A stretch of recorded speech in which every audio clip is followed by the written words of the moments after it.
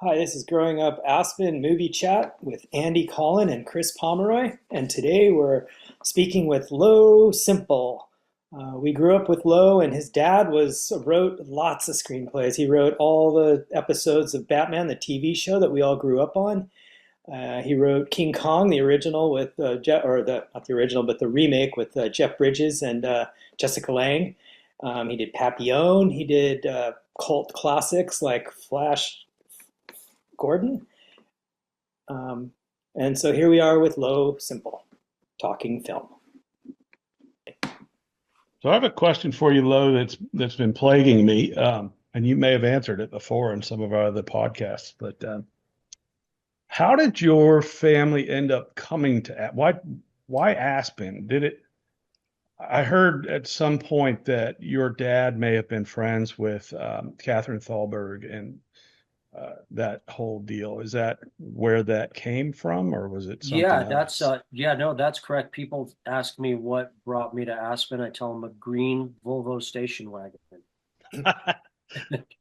And we had been going to a school in Los Angeles called John Thomas Dye School, and we were in a carpool with Catherine Thalberg and Richard Anderson's daughters, Dava, Brooke, and Ashley. And they Okay. all went to John Thomas High School with us.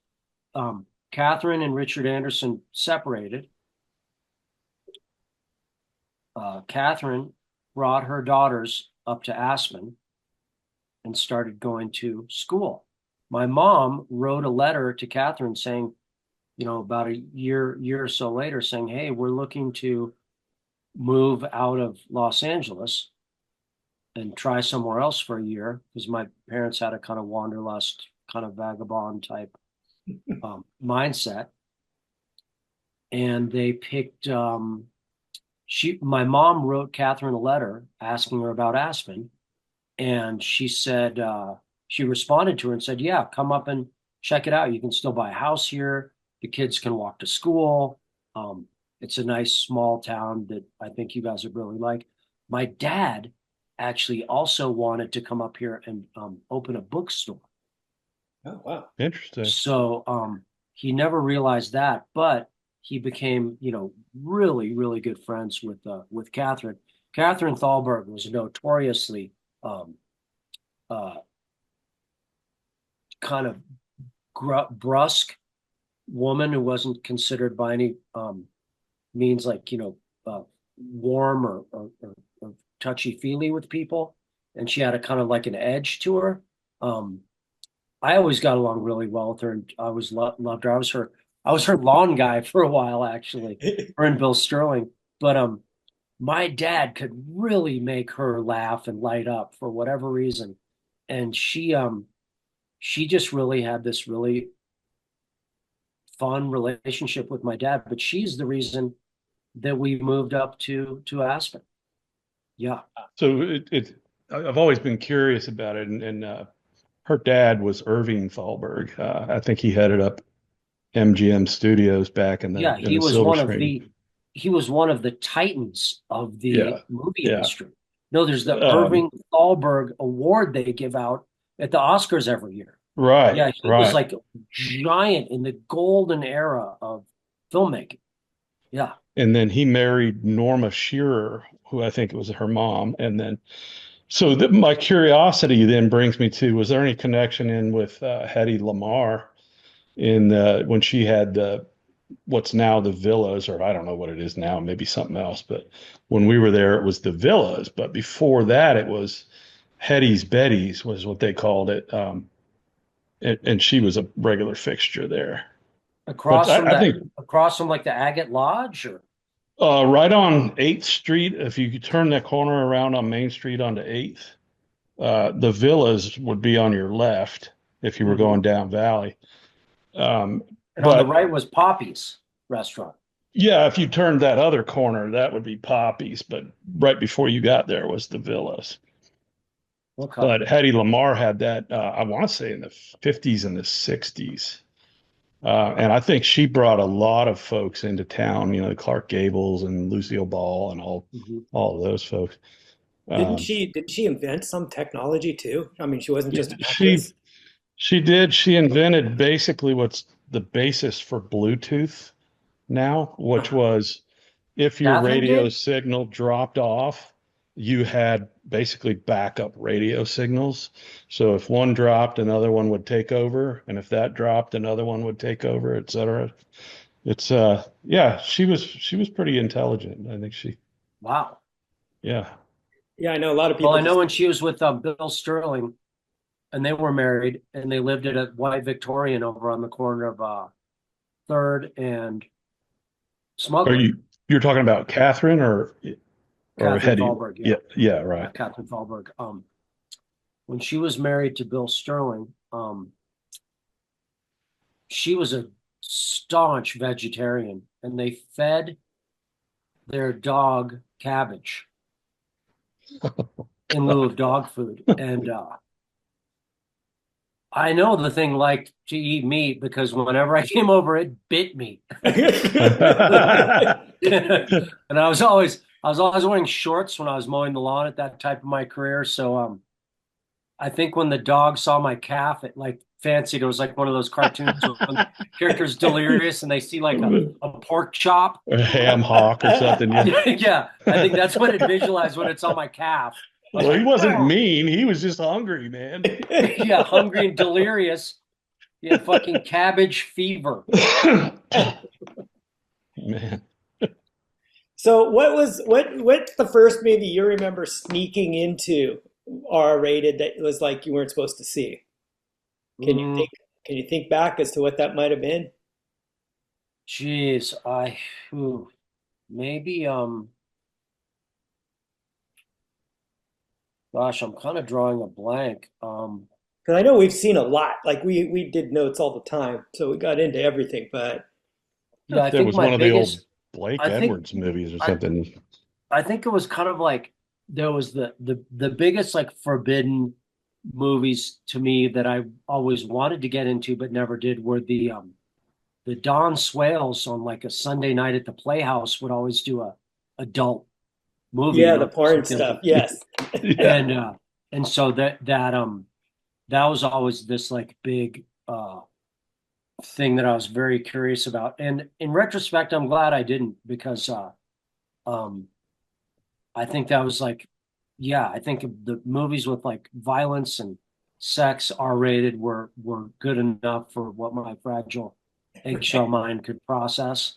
And then what you ultimately do with that, I think as an adult, I think as a kid when you see stuff, especially on movies, you're like it leaves a mark.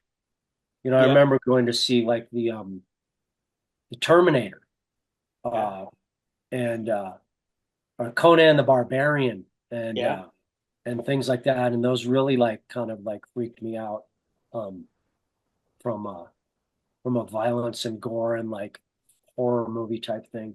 The Exorcist really scared me when I was a kid. The Yeah. one that got me was Phantasm. I don't know if you've ever seen that, but Yeah, Oh, with yeah.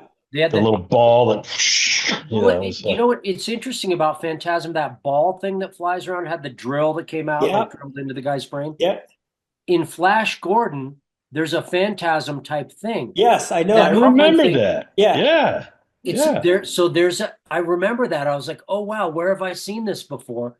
And it was that movie Phantasm. Yeah, We have a booth at that Comic was a freaky movie. we have a Yeah, it booth was. At Comic Con, and one of the cool guys, because we had a bunch of different actors come through. I mean, Doug Jones is great, but uh, Reggie Bannister is the main character in Phantasm. The Hmm. ice cream guy, the guy with the ice cream truck, that's Yeah, Reggie I think I Bannister. And it's pretty cool. It's pretty, I mean, it's a cult classic, that movie. Do you guys remember seeing the movie Eraserhead oh yeah. Yeah, at the yeah. uh at the Wheeler Opera House? That was like so beyond. Yeah. I was With walked out David of there Lynch. I was like I thought you guys said this was good. Well, I remember, Well, it was weird. It was like David Lynch's, I want to say his first debut into the whole scene, really. I mean, he did other stuff, but Right. the stories of all that are really weird. Like the little baby, the aborted baby was some nightmare he had had for years or something, and they got rid of it by putting it in the film. Um, but yeah, I mean, that was a strange movie. Well, we as kids, Eraserhead. we got to see in Aspen. I mean, we got to see some pretty weird stuff. Like a regular was the King of Hearts, which is about, obviously it's got some humor in it, but it's about, the dark side of war and I mean, it's got a lot of mental institution kind of stuff. Um, Am I but remembering it right that a Mad, Mad, Mad World played a ton of times up there? yeah, yeah. Yeah. I got to say, it was the weirdest thing was hearing because they had did the art shows at the art museum. What's his name?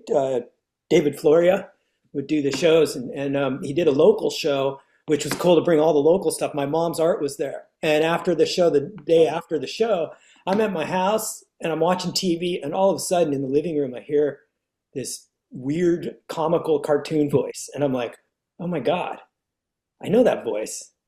It's Buddy Hackett. And he was in our house and my mom was showing him all the art. And he's making jokes. It was pretty funny. I mean, he actually, just like he is in the movies, he is that way. It's hilarious. Funny. Well, listen, gentlemen, I got to put on my ski clothes and go up to Highlands for Freestyle Friday. All right. All right. Hit the merry-go-round for me because that was my hangout, man. Well, thanks for joining us. Wait, Lo. I hope you were skiing and not just hanging out at the merry-go-round. Oh yeah, no. When Steeplechase was open, I was hitting Steeplechase. Nice. Of course, Zach and those guys would be like, "Let's go up there, Chris Goss," and I'd be following behind those guys. Yeah. I worked at the merry-go-round for exactly 3 days. I went up there and one on the third day, I ran down my stairs to catch the bus and tore out all my ligaments, and that was the end of the season. But Oh, wow. yeah, I got to work with Gretel Uhl for a little while. She was a character. Yeah. Yeah, they still have the strudel, and they do the Yeah, apple just strudel little. downhill, and they have the run apple strudel. They have a run apple strudel that goes down right next to the run red onion, kind of on the other side of the where the Palma went. So regardless, I'll ski that run and think about you guys today. All right. Awesome. Thanks, Lo. Yeah, thanks. That was really fun. Man. Well, I hope you had fun talking with Lo Semple, Chris Pomeroy, and Andy Collin. And we had a bunch of fun talking about the film industry. And we'd like to thank the Aspen Times and the Aspen Daily News for letting us use some of their materials in our book, Growing Up Aspen, Adventures of the Unsupervised. Lo is one of the authors, and we're just so delighted to have a fun conversation with him. Hope you enjoyed.